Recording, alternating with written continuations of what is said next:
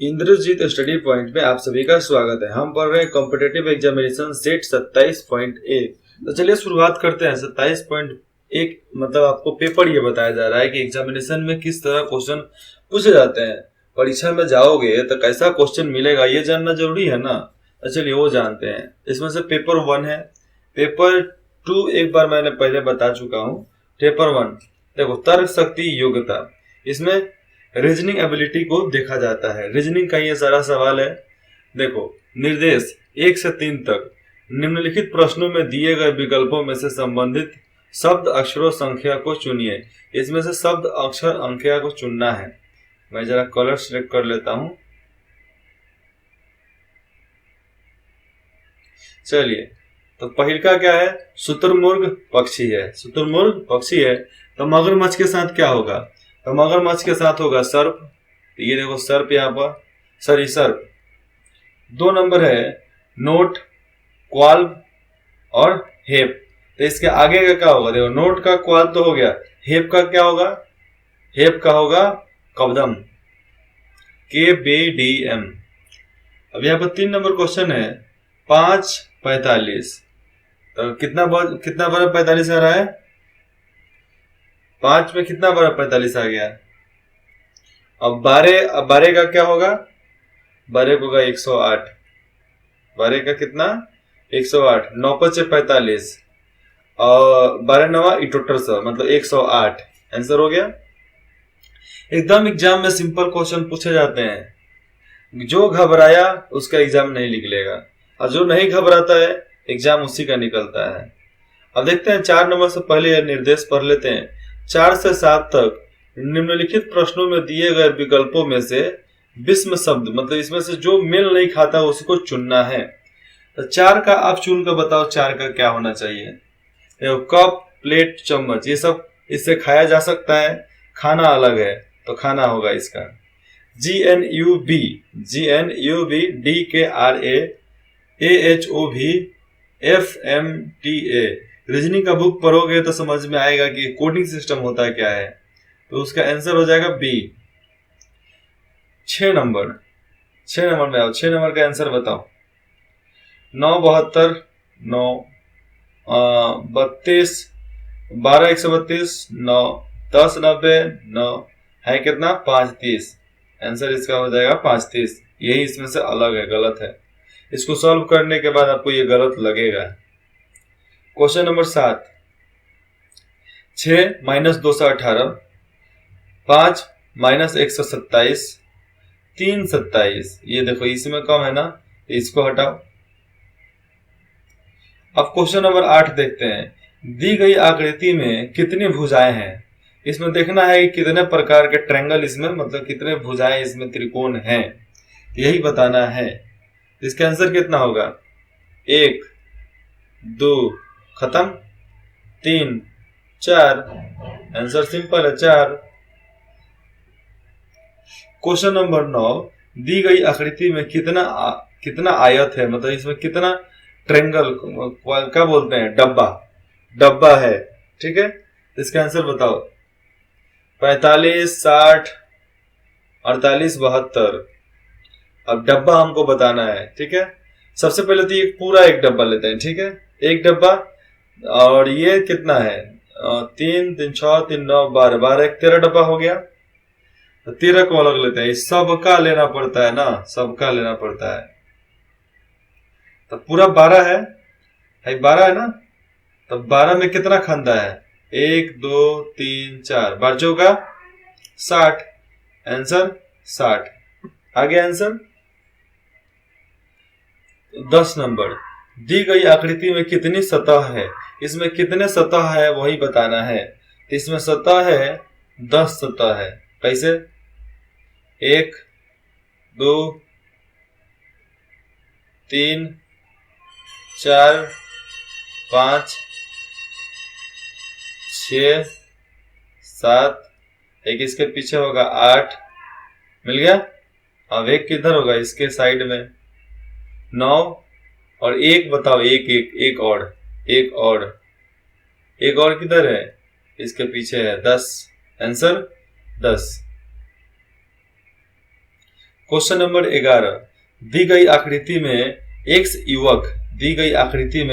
युवक फलक के विपरीत क्या होता है। यहाँ पर एक्स के जगह पर क्या होगा, ये जो अल्फा दिया ना, अल्फा का जगह पर क्या होगा, इसका आंसर होगा बी। क्वेश्चन नंबर 12, दी गई उत्तर आकृति में से उस उत्तर आकृति को चुनिए जिसमें यह प्रश्न मतलब यह चित्र उसमें मिल जाता हो, ऐसा ही चित्र उसमें जाकर मिल जाता हो। देखो पहले इसको देख लो, एकदम इस तरह किस तरह है, ट्रायंगल जैसा है ना। अब इसको आप जाकर मिलाओ, किधर को मिल रहा है, सेम मिलाने का है। इधर देखो लाइन किस तरह है, समझ में आ रहा है ना। अब चलो इसमें से लाइनिंग मिलाओ, वैसा आना चाहिए। मैं बता दूं, ये देखो तो ये वाला मिल रहा है, आगे आंसर, इसका आंसर हो जाएगा बी। क्वेश्चन नंबर 13, नीचे के प्रश्न आकृति में दिखाए अनुसार कागज के मोड़कर छेदने तथा खोलने, उसको छेद दे, अगर खोले तो उसके बाद की आकृति कैसी होगी। कागज को मोड़े, इसको मोड़े, फिर यहां से इतना दूर का काट दिए, तो हमारी आकृति कितनी हो जाएगी। अरे एक बार काटे हैं तो 2 बार मोड़े हैं, तो 2 बार मोड़े 2 बार दिखेगा ना, तो आंसर ये हो जाएगा बी।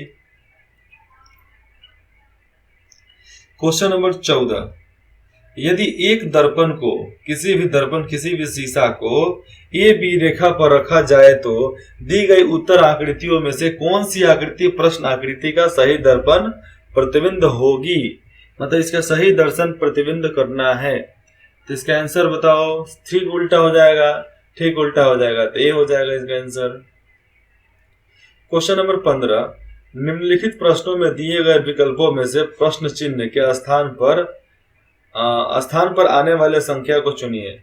यहाँ पर जो प्रश्न चिन्ह है इसके संख्या पर कौन सा अंक यहाँ पर होने वाला है। यहाँ पर हो जाएगा 59, आंसर 59।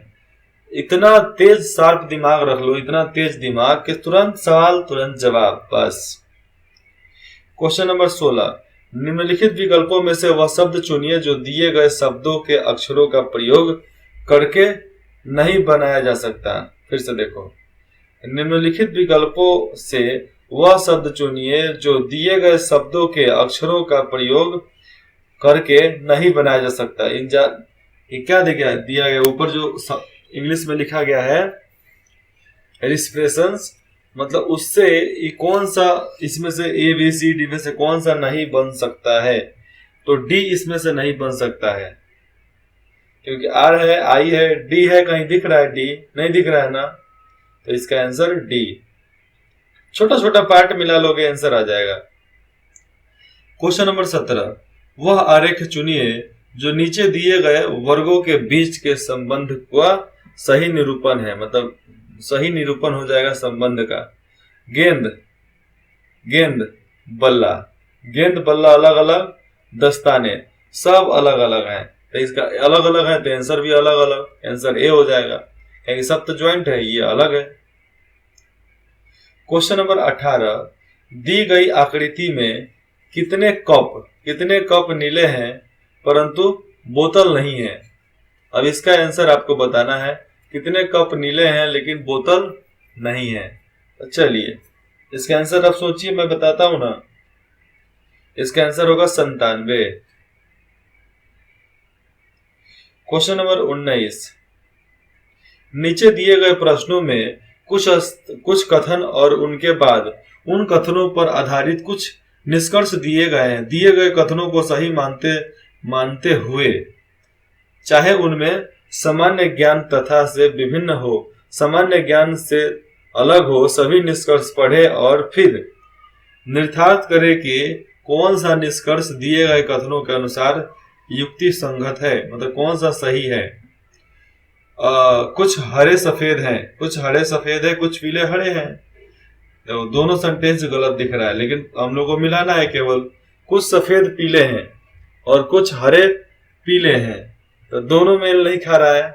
तो हम इसका क्या करेंगे, डी नंबर इसका आंसर लगाएंगे, डी नंबर, कि ना तो निष्कर्ष 1 और ना ही निष्कर्ष 2 सही करता है। लेकिन ये गलत हो जाएगा। गलत कैसे हो जाएगा? क्योंकि हम लोग को दिख रहा है कि यही होगा आंसर, लेकिन ये नहीं होगा। आंसर होगा कौन सा? आंसर होगा बी। केवल निष्कर्ष 2 सही है। देखो कुछ हरे पीले हैं, तो यहाँ पर क्या है? कुछ पीले हरे हैं। दोनों का मतलब एक ही होता है ना, दोनों का मतलब देखोगे तो एक ही होता है। लेकिन ये दोनों नहीं है एक, तो इसको नहीं हो, लेकिन ये दोनों को तो लिया जा सकता है ना, ये दोनों को ले लो, काम खत्म हो जाएगा। आंसर भी याद रहेगा। देखो जो आसान दिखा दे उस आंसर नहीं हो सकता। नीचे दिए गए प्रश्नों में कुछ कथन और उनके बाद उन कथनों पर आधारित कुछ निष्कर्ष दिए गए हैं। दिए गए कथनों को सही मानते हुए, चाहे उनमें सामान्य ज्ञान तथ्य से विभिन्न हो, सभी निष्कर्ष पढ़ें और फिर निर्धारित करें कि कौन सा निष्कर्ष दिए गए कथनों के अनुसार सही है। बस सिंपल सा है आंसर। सभी मेलगाड़ियां हैं, यहाँ पर रेल होना चाहिए लेकिन मेलगाड़ियां हैं। कोई गाड़ी तक नहीं है। अब देखो कुछ ट्रेन मेल है, कुछ ट्रेन मेल है, यहाँ पर ट्रेन की तो बात नहीं हो रही है, तो ये दोनों गलत। सभी साड़ियां मेल है, साड़ी की तो बातें नहीं आ रही है इसमें, तो यहाँ पर क्या होगा? न तो निष्कर्ष 1 और ना ही निष्कर्ष 2 अनुसरण करता है, तो आंसर इसका डी हो जाएगा। क्वेश्चन नंबर 21, जी टी का पुत्र है, जे टी का पुत्र है, टी एफ का माता है, टी एफ की माता है। ठीक है, समझो फिर से। जे टी का पुत्र है मतलब टी बाप है, और टी एफ की माता है। टी किसकी माता है? एफ की माता है, तो दोनों भाई बहन हुए। ठीक है, एल टी का पुत्र है, यह भी भाई हो गया। और एल जे से किस प्रकार? एल जे से किस प्रकार? तो एल भी तो भाई है ना, क्योंकि पुत्र है, यहाँ पर सब पुत्र ही माता ही है। अब दोनों पुत्र हैं, तो यहाँ पे बताना है किस प्रकार संबंधित है, तो भाई के नाते से सब संबंधित है, सिंपल बात है। Answer B. क्वेश्चन नंबर 22, एक लड़के की ओर संकेत करते हुए एक महिला ने कहा, वह लड़का मेरे पति की एकमात्र पुत्री की पुत्री का भाई है। अच्छा, पुत्री की पुत्री का भाई है। पुत्री का पुत्री मतलब मेरी नातिन का भाई है। उस महिला का पुत्र से उस लड़के से किस प्रकार संबंध है? तो देखो यहाँ पर क्या, पिता, मामा, भाई और पुत्र। तो भाई इसका आंसर हो जाएगा मामा, क्योंकि उस लड़के का बात है, लड़के से किस तरह संबंधित है, तो मामा है भैया। क्वेश्चन नंबर 23, यदि P Q का 200% है तथा R Q का 400% है, तो R P से कितने प्रतिशत अधिक है? तो यहाँ पर दिया जा रहा है P से कितना प्रतिशत अधिक है। इसका सॉल्व करने के बाद आएगा 100% अधिक है। क्वेश्चन नंबर 24, मोहन तथा राम की वर्तमान आयु का अनुपात 3:5 है तथा उनकी आयु के बीच का अंतर 12 वर्ष है, तो राम की वर्तमान आयु वर्ष में कितनी है? तो राम की वर्तमान आयु 30 वर्ष है। Answer A.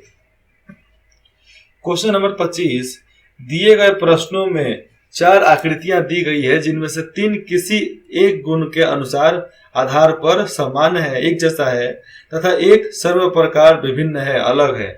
विभिन्न आकृति चुनिए, इसमें सबसे अलग जो है चुनिए।